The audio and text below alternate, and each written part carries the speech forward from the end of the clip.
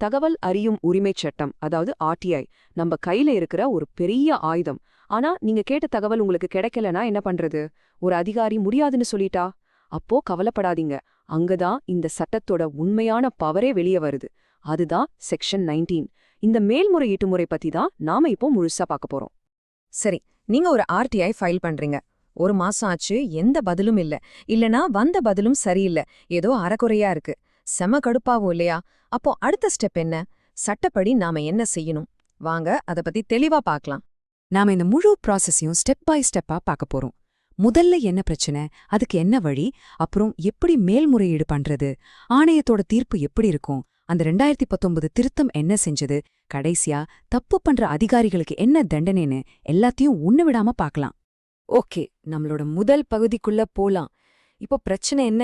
தகவல் தர மாட்டேன்னு சொல்றது, கரெக்டா? அப்போ அதுக்கு தீர்வு எங்க இருக்கு? அதுதான் ஆர்டிஐ சட்டத்தோட செக்ஷன் 19. இதுதான் நமக்கான வழிகாட்டி. ஆமா, ஆர்டிஐ சட்டத்தோட முதுகெலும்பு இந்த வார்த்தையிலேயே எல்லாம் அடங்கியிருக்கு. யோசிச்சு பாருங்க, நம்ம உடம்புக்கு பேக்போன் இல்லைன்னா என்ன ஆகும்? அதே மாதிரி தான் இந்த செக்ஷன் 19 இல்லைன்னா ஆர்டிஐ சட்டமே வெறும் பேப்பர் தான். அதுக்கு எந்த பவரும் இருக்காது. இந்த ஒரு பிரிவு தான் முழு சட்டத்தையும் நிமிர்ந்து நிக்க வைக்குது.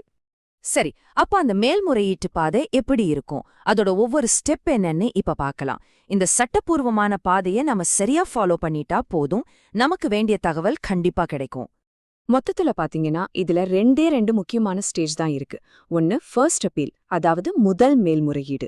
இன்னொன்னு செகண்ட் அப்பீல், அதாவது இரண்டாம் மேல்முறையீடு. இந்த ரெண்டு ஸ்டெப்பையும் நம்ம தெளிவா புரிஞ்சுக்கணும். இந்த டைம்லைன் ரொம்ப ரொம்ப முக்கியம். நல்லா கவனிங்க. நீங்க ஆர்டிஐ போட்ட தேதியிலிருந்து 30 நாளுக்குள்ள அதிகாரி பதில் சொல்லணும். சொல்லலையா? அப்போ அடுத்த 30 நாளுக்குள்ள நீங்க முதல் மேல்முறையீடு, அதாவது ஃபர்ஸ்ட் அப்பீல் பண்ணணும். அந்த ஃபர்ஸ்ட் அப்பீல் முடிவிலையும் உங்களுக்கு திருப்தி இல்ல அதுக்கும் பதில் வரலன்னா அடுத்த 90 நாளுக்குள்ள நீங்க 2வது மேல்முறையீடு, அதாவது செகண்ட் அப்பீல் பண்ணலாம். இந்த டைம் லிமிட்டை மட்டும் மிஸ் பண்ணிடவே கூடாது. இப்போ ஒரு சூப்பரான விஷயத்துக்கு வருவோம். இதுதான் இந்த சட்டத்தோட கேம் சேஞ்சர். செக்ஷன் 19(5) என்ன சொல்லுதுன்னா, தகவலை ஏன் தர முடியலன்னு நிரூபிக்க வேண்டிய கடமை அந்த ஆபீசருக்கு தான் இருக்கு, உங்களுக்கு இல்ல. நீங்க எதுக்கு இந்த தகவல் கேக்குறீங்கன்னு ஒரு வார்த்தை கூட சொல்ல வேண்டிய அவசியமே கிடையாது. இது எவ்ளோ பெரிய பவர் பாருங்க பொதுமக்களான நமக்கு. ஓகே, நீங்க அப்பீல் பண்ணியாச்சு. இப்போ அடுத்து என்ன? அதோட முடிவு எப்படி இருக்கும்? அந்த முடிவை சொல்ற தகவல் ஆணையத்துக்கு என்னென்ன அதிகாரங்கள் இருக்கு? வாங்க அத பத்தி இப்ப பார்க்கலாம். சொல்லப்போனா தகவல் ஆணையத்துக்கு ஏகப்பட்ட பவர்ஸ் இருக்கு. செக்ஷன் 19(8) படி அவங்க என்னென்னலாம் பண்ணலான்னா, முதல்ல நீங்க கேட்ட டாக்குமெண்ட்ஸை உடனே கொடுக்க சொல்லி ஆர்டர் போடலாம். உங்களுக்கு ஏற்பட்ட அலைச்சலுக்கும் செலவுக்கும் நஷ்ட ஈடு தர சொல்லலாம். தப்பு செஞ்ச அதிகாரி மேல டிபார்ட்மெண்டல் ஆக்ஷன் எடுங்கன்னு ரெக்கமெண்ட் பண்ணலாம். ஏன், கவர்மெண்ட் ஆபீசர்ஸ்க்கெல்லாம் ஆர்டிஐ பத்தி ட்ரைனிங் கொடுங்கன்னு கூட உத்தரவு போடலாம். அப்போ என்ன அர்த்தம்? செகண்ட் அப்பீல்ல தகவல் ஆணையம் ஒரு தீர்ப்பு சொல்லிட்டா அதுதான் ஃபைனல். அதுக்கப்புறம் அப்பீலே கிடையாது. அந்த அதிகாரியாகட்டும் இல்ல மனு செஞ்ச நீங்க ஆகட்டும், 2 பேருமே அதை கட்டாயம் ஏத்துக்கிட்டு தான் ஆகணும். இது ஒரு சட்டப்பூர்வமான உத்தரவு. இதுவரைக்கும் நாம செக்ஷன் 19 எவ்ளோ பவர்ஃபுல்னு பார்த்தோம். ஆனா இங்கதான் ஒரு சின்ன ட்விஸ்ட். 2019ல ஒரு சட்டத்திருத்தம் கொண்டு வந்தாங்க. அது இந்த ஆணையர்களோட அதிகாரத்துல சில முக்கியமான மாற்றங்களையும் செஞ்சிருக்கு. இந்த ரெண்டுக்கும் இருக்கிற வித்தியாசத்தை பாருங்க, உங்களுக்கே புரியும். அந்த திருத்தத்துக்கு முன்னாடி தகவல் ஆணையர்களோட பதவிக்காலம் 5 வருஷம்னு ஃபிக்ஸ் பண்ணியிருந்தாங்க. அவங்க சம்பளமும் தேர்தல் ஆணையர்களுக்கு சமமா இருந்துச்சு. ஆனா திருத்தத்துக்கு அப்புறம் அவங்களோட பதவிக்காலம் எவ்வளவு, சம்பளம் எவ்வளவு, மற்ற கண்டிஷன்ஸ் என்னன்னு எல்லாத்தையும் சென்ட்ரல் கவர்மெண்ட் தான் முடிவு பண்ணணும், சட்டத்தை மாத்திட்டாங்க. இதனால என்ன ஆகும்? சட்ட வல்லுநர்கள் என்ன சொல்றாங்கன்னா, இதனால ஆணையத்தோட தன்னாட்சி, அதாவது அதோட சுதந்திரமான செயல்பாடு குறைய வாய்ப்பு இருக்குன்னு சொல்றாங்க.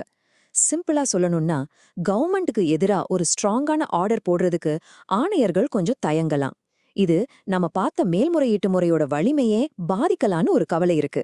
சரி, தகவல் தராத ஆபீசர்ஸ சும்மா விட்டுற முடியுமா? முடியாது. இந்த சட்டத்துக்கே பல் மாதிரி இருக்கிற ஒரு செக்ஷன் தான் செக்ஷன் 20. தன்னோட வேலையை சரியா செய்யாத அதிகாரிகளுக்கு என்ன ஃபைன், என்ன ஆக்ஷன்னு இதுதான் சொல்லுது. 25,000 ரூபா. ஆமா, வேணும்னே தகவலை மறைக்கிற தராத ஆபீசருக்கு போடக்கூடிய அதிகபட்ச அபராதம் இதுதான். முக்கியமான விஷயம் என்னன்னா, இந்த பணத்தை கவர்மெண்ட் கட்டாது, அந்த அதிகாரியோட சம்பளத்துல இருந்து தான் பிடிப்பாங்க. வெறும் ஃபைன் மட்டுமில்ல, இன்னும் இருக்கு. தாமதமாகிற ஒவ்வொரு நாளுக்கும் 250 ரூபாய் ஃபைன், அதிகபட்சமா 25,000 வரைக்கும். அது மட்டும் இல்லாம அந்த ஆபீசர் மேல டிபார்ட்மெண்ட் லெவல்ல ஒழுங்கு நடவடிக்கை எடுக்க சொல்லி ரெக்கமெண்ட் பண்ணுவாங்க. ரொம்ப முக்கியமா ஆர்டிஐ வேலையை செய்ய தவறுவது அவங்களோட சர்வீஸ் ரூல்ஸ் படி ஒரு மிஸ்கண்டக்ட், அதாவது தவறான நடத்தைன்னு கருதப்படும். அப்போ நிலைமை என்ன? ஒரு பக்கம் சாதாரண மக்களுக்கு செக்ஷன் 19 ஒரு பெரிய அதிகாரத்தை கொடுக்குது. இன்னொரு பக்கம் அந்த அதிகாரத்தை செயல்படுத்த வேண்டிய ஆணையத்தோட சுதந்திரம் குறைஞ்சிருக்கோன்னு ஒரு கேள்வி எழுந்திருக்கு. இந்த மாதிரி ஒரு சூழல்ல ஆர்டிஐ சட்டத்தோட முதுகெலும்புன்னு சொல்ற இந்த செக்ஷன் 19 இன்னமும் ஒரு சாமானியனுக்கான சக்தி வாய்ந்த ஆயுதமா இருக்குமா? இது நாம எல்லாரும் யோசிக்க வேண்டிய ஒரு முக்கியமான கேள்வி.